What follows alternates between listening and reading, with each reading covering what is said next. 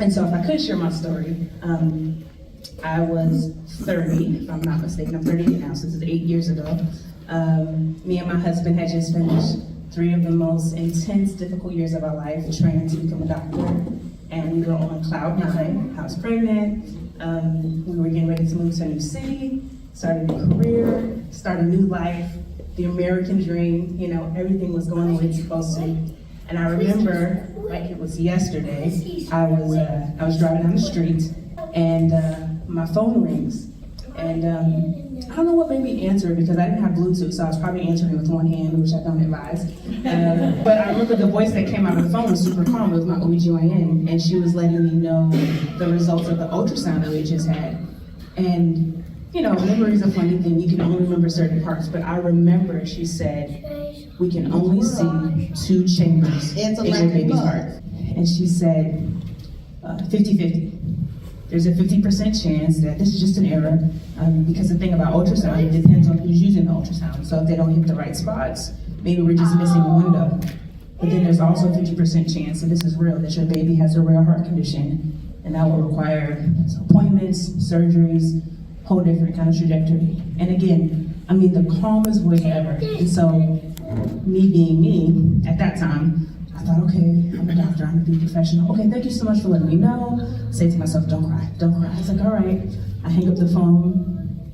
And mind you, I'm still driving. Finally get to work, I park, and I sit there, call my husband. And like, how do you say to your spouse, to someone you love, hey, I think our baby's not gonna make it, this is our first child. And as I go to talk, I just start crying. And of course, he's panicking. And so all I can say is, no one's dying. But in my mind, I thought, not yet. We had the follow-up appointment, which confirmed that our baby had a rare heart condition, where only 2 chambers worked correctly. The other 2 chambers were too weak. And so I remember the visual that always pops in my head is me and my husband on the living room floor, holding hands, crying. I mean, just sobbing. And the feeling I remember is thinking, oh, this isn't fair. This is not fair. Why is this happening to me?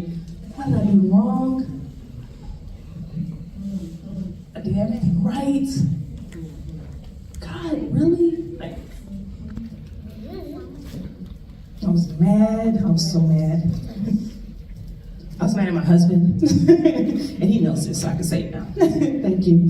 But I was mad at him because he wasn't processing the grief the way that I was processing it. I thought he should do it the way I was doing. I was struggling. And you know, it was disorienting, because here I was carrying the symbol of life, and everyone can see my belly growing, and everyone wants to touch your belly and say, oh my gosh, so happy for you guys. What's the baby's name? But in my mind, all I'm thinking is 2 chambers. Like, why would I start to love this baby and I don't know if she's even gonna make it? Like, I don't think I can survive giving my love to something that I know is not gonna be around for a long time. I don't know. So December 17th, 2017, our daughter was born. I remember that was the first time, so after we learned the diagnosis, her diagnosis, that was the first time I experienced joy, true joy, when they put her on my chest. And then very quickly it went away, because they had to take her away to the neonatal intensive care unit to get her ready, because at 2 days old she had her first open heart surgery. And you know, it was so weird, because I felt like I was living 2 lives.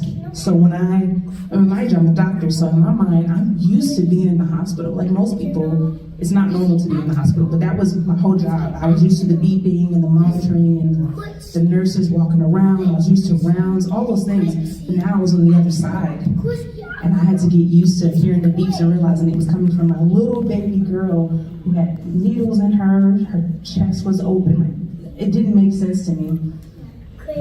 We stayed in the hospital 18 days. She went home, and still I was afraid to love. So I was like, I kept waiting for it to happen. 3 months passed, we had her second open heart surgery. Again, I kept waiting. And finally, I don't know if it was a certain day, a series of events, something my husband said, I can't remember the exact trigger, but finally one day God had to tell me, I am not living. I am dying, grieving for my daughter, and she's still right there. And God told me that I could keep going this path and lose myself, or I could choose to love like He loves me. And even though I was so afraid, guys, because I was like, what if I love and then she leaves? What would be the point of that? And God said, I'll be with you through it all. So I gave in. I submitted to that. 3 years later, she had her third open heart surgery. And she's 7 now. She's actually sitting over there. She's full of sass. She's got all the energy in the world. She is a walking miracle. Her picture was on the billboard in Charlotte because they couldn't understand how she was doing it as well as she was doing. And why do I share that story? Because even after she went through all that, I had still lost so much of myself.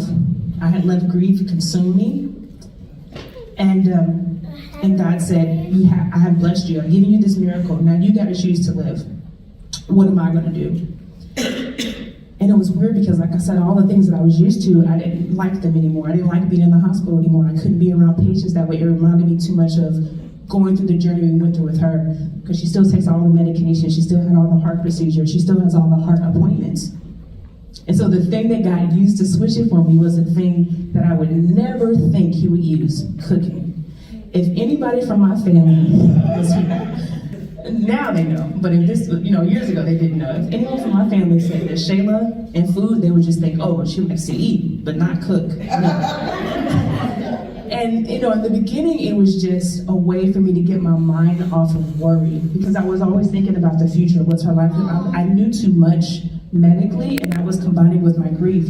So I was imagining her, my age. What is her life gonna look like? What is her lifestyle gonna look like? What's her quality of life gonna be? And God was saying that you can't control that, trust me. So I got in the kitchen doing those little things, chopping, learning recipes. Now, to give context, my husband's back there. He might not smile when I make this joke because he's trying to record. The best thing I could cook back in the day was a curry stew. And this is how good it was. The potatoes were undercooked. That's how good it was. So that's how bad of a cook I was, okay? So for me to stand here and say I'm a plant-based chef is a miracle.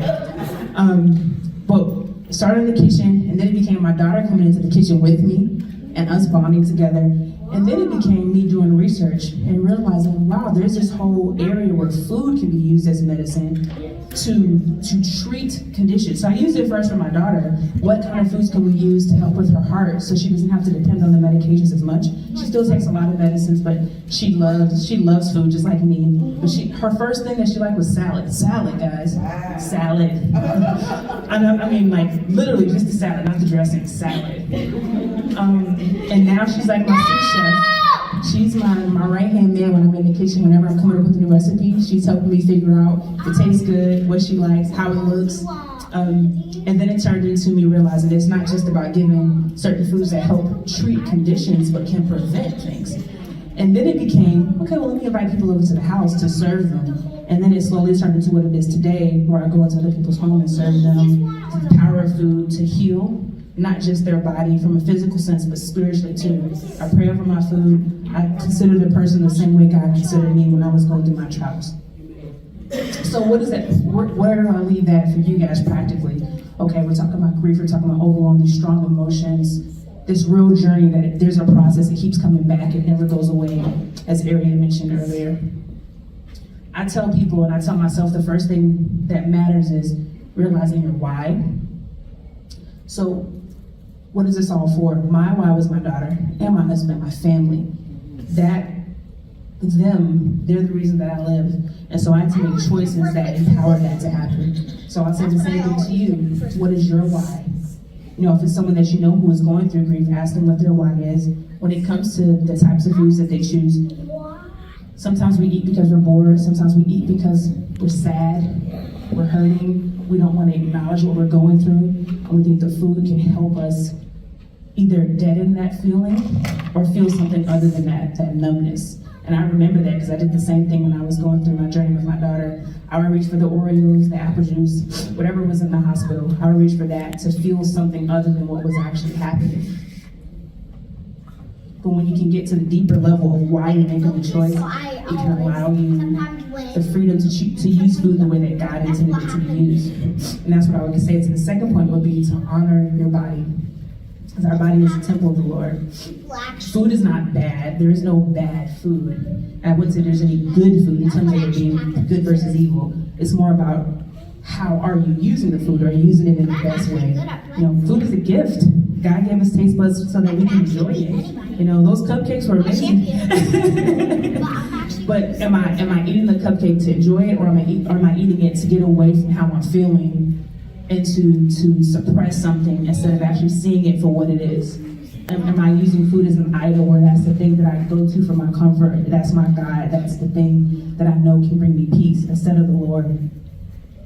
There's a verse that I often meditate on, Proverbs 3, verses 5 through 8. It's a very common passage that I learned, probably some years ago. It's, trust in the Lord with all your heart. Lean not into your own understanding. In all your ways, submit to Him, and He will make your path straight. The part that I feel like God was showing me was in all your ways. So what are my ways? The way that I eat is a way. So submit that, give that to Him, and then He will make my path straight. The path that I'm on now, I would have never imagined this. But then there's a verse after that a lot of people forget that I didn't know of until, maybe a couple months ago. And it says, fear the Lord, shun evil, and it will be health to your body and nourishment to your bones. So it's a promise that if we do trust God in what we choose to eat, in our health, that He will give us the health that we need and give us strength in our bones. So it is spiritual. I think Sam was saying if it's not practical, it's not spiritual. And then the last thing I'll say is, remember, it's a process. You don't have to get a perfect grade. It's not about doing everything perfectly. Some days you're going to choose the cookie instead of the salad. It doesn't have to be, every meal doesn't have to be gourmet, even though my husband jokes with me because I make everything look pretty. I just like things to look pretty. I think you eat with your eyes first. So even if I'm making something for myself, it's going to look nice. And he's like, really? I'm like, I want it to look nice. But it is a process. It's small steps over time. We didn't get to where we are now because of one move. We won't get to where we want to go because of one move. So don't put so much pressure on ourselves to do everything right. One small pivot. If I heard a pastor say this, so I didn't come up with this, but if you turn just a little bit, right? So if I go this way and I keep going straight, I'll end up way back there. But if I just turned a little bit this way, that will completely change the trajectory of where I end up going. So that tells you that it's the accumulation of steps, that small change makes a huge difference. And the same thing is true for our health, anything in life. Small steps over time lead to big changes. So I want to encourage you guys with that. I'm encouraging myself as I talk to you guys. It's funny, I didn't think about this until just now, but she has a journal that a friend got her for her birthday in December. And my husband encouraged her to journal this morning. And in the journal, line that she put, that she said, I am strong. I said, yeah, baby, that's what I'm talking about. And she is. And if she's not strong in of herself, it's the Lord. And the same thing is true for us. So I hope that can encourage you guys. All right, thank you.